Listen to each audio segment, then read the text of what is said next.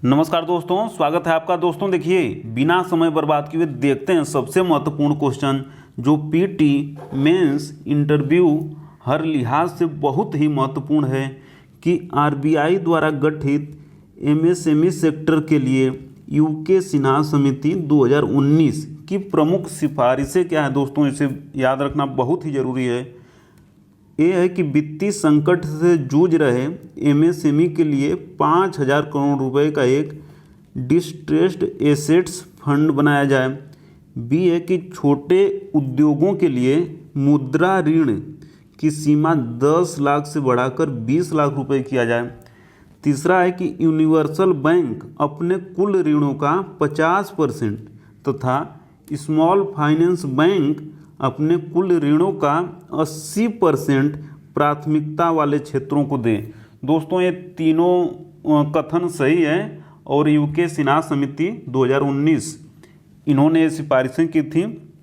और सबसे महत्वपूर्ण है कि मुद्रा ऋण कब शुरू हुआ था, तो ये 8 अप्रैल 2015 को शुरू हुआ था। इसको ध्यान में रखना है क्योंकि योजनाओं का क्रम भी कई बार मिलाने के लिए दे देता है। और दूसरा कि मुद्रा ऋण की सीमा 10 लाख से बढ़ाकर 20 लाख रुपए किए जाने का प्रस्ताव किया है, सबसे महत्वपूर्ण है दोस्तों।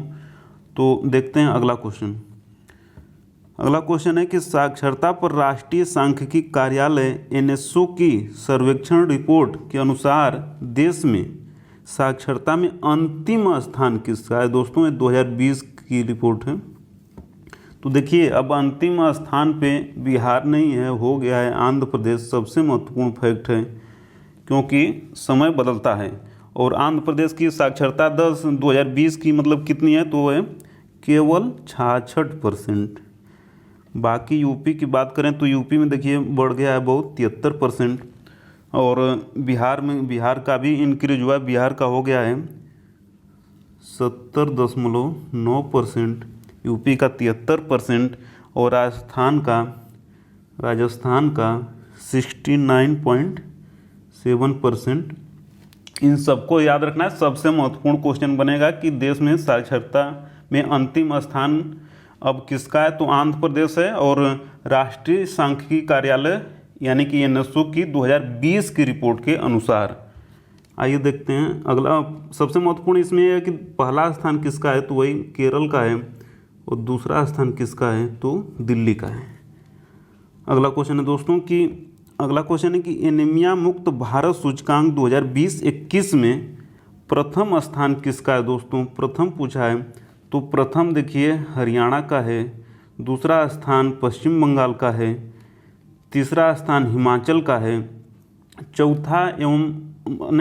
अंतिम स्थान यानी कि लास्ट स्थान त्रिपुरा का है और वो स्थान है 29वां।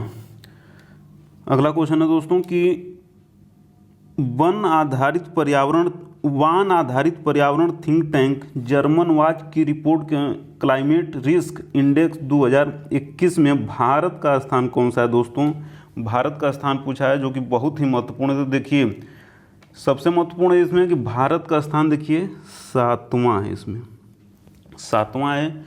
दूसरा महत्वपूर्ण इसमें यह है कि पहला स्थान किसका है, यानी कि क्लाइमेट रिस्क इंडेक्स 2021 में पहला स्थान किसका है, यानी कि क्लाइमेट से सबसे ज़्यादा प्रभावित कौन होता है, जो आपदाएं आती हैं, तो उसमें देखिए मोजाम्बिक का है। इसको याद रखना है। मोजाम्बिक एक जलधारा भी होती है जो कि गर्म होती है और हिंद महासागर में है, हिंद महासागर में।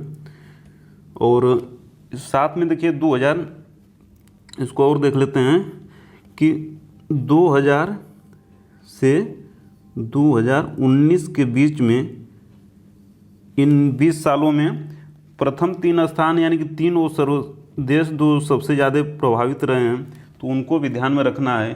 तो वो हैं दक्षिण मतलब कैरेबियाई देश हैती, दूसरे पर है अपना पड़ोसी म्यांमार और तीसरे पर है प्यूर्टो रिको। इन देशों को भी याद रखना है कि 3 पे कौन है, तो 3 पे यही देश हैं। लेकिन ये पिछले 20 सालों में यानी कि सन 2000 ईस्वी से लेके 2019 तक क्लाइमेट से सबसे ज़्यादा प्रभावित यही 3 देश रहे हैं, हैती, म्यांमार और प्यूर्टो रिको। हैती और प्यूर्टो रिको कैरिबियाई द्वीप समूह में है, और म्यांमार अपना पड़ोसी है। अगला क्वेश्चन है दोस्तों जल्दी से कि हेनले पासपोर्ट इंडेक्स 2021 के अनुसार दुनिया का सर्वाधिक शक्तिशाली पासपोर्ट किसका है? तो वो है जापान का, दूसरे नंबर पे है सिंगापुर का, तीसरे नंबर पे है दक्षिण कोरिया एवं जर्मनी, तीनों का। और भारत का कौन सा है दोस्तों? तो सबसे महत्वपूर्ण है भारत का 85 नंबर पे, 85 नंबर पे भारत का है, यह भी ध्यान रखना है। पहले पर जापान, दूसरे पर सिंगापुर, तीसरे पर दो देश हैं दक्षिण कोरिया एवं जर्मनी। देखते हैं क्वेश्चन अगला दोस्तों जल्दी से कि संयुक्त राष्ट्र संघ की अंतर्राष्ट्रीय प्रवासन हाईलाइट 2020 रिपोर्ट के अनुसार शेष प्रवासन मतलब माइग्रेशन किस देश से हुआ है दोस्तों? तो अपने देश से हुआ है, भारत से। रिपोर्ट किसकी है? संयुक्त राष्ट्र संघ की है। सबसे महत्वपूर्ण है दोस्तों कि कितना हुआ है, मतलब कि भारतीय लोग जो है NRI हैं कितने हैं? तो 18 मिलियन है, 18 मिलियन यानी कि 1.8 करोड़, यानी कि 1.1 करोड़ भारतीय जो है भारत से बाहर रहते हैं। और ये तथ्य याद रखना है क्योंकि ये अब जब IR पढ़ेंगे हम लोग तब भी ये ध्यान में रखना है चीज़ों को समझने के लिए। तो सबसे देखिए 35 लाख भारतीय कहाँ रहते हैं? तो रहते हैं संयुक्त अरब अमीरात यानी कि UAE में। इसके बाद देखिए 27 लाख अमेरिका में रहते हैं, 27 लाख USA में रहते हैं। और तीसरे पर रहते हैं 25 लाख कहाँ रहते हैं? तो 25 लाख रहते हैं सऊदी अरेबिया में। इन तथ्यों को ध्यान रखना है क्योंकि ये चीज़ों को समझने के लिए, अंतर्राष्ट्रीय संबंध को समझने के लिए बहुत ही ज़रूरी है।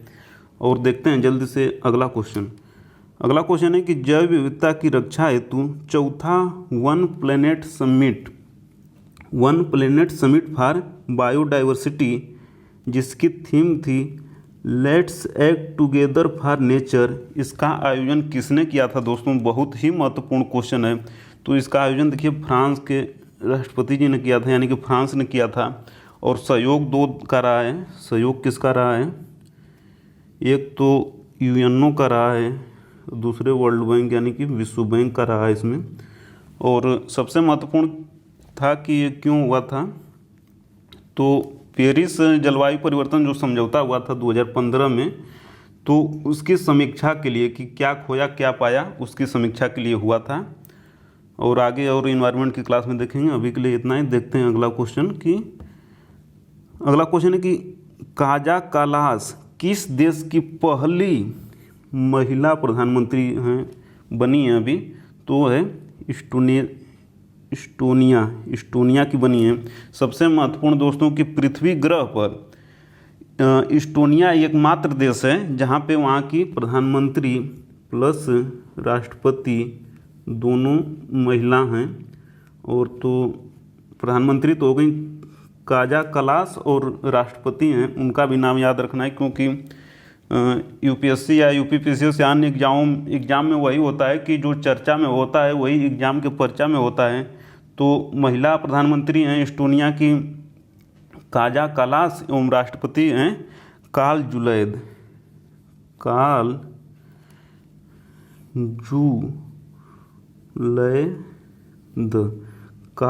राष्ट्रपति हैं और प्रधानमंत्री हैं काजा कलास।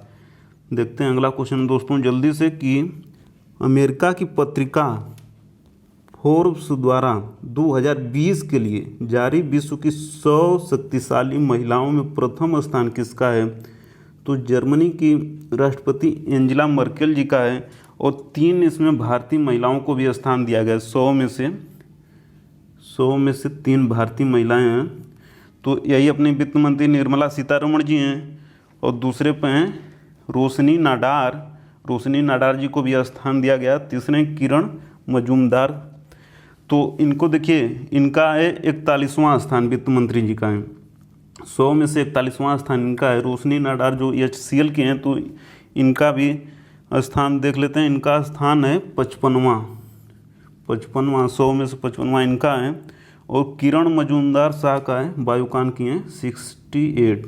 3 भारतीय हैं। इन भारतीयों में अगर पूछ दे कि सबसे ज़्यादा रैंकिंग किसकी है तो निर्मला सीतारमण जी की है, और पहली रैंकिंग एंजेला मर्केल जी की है।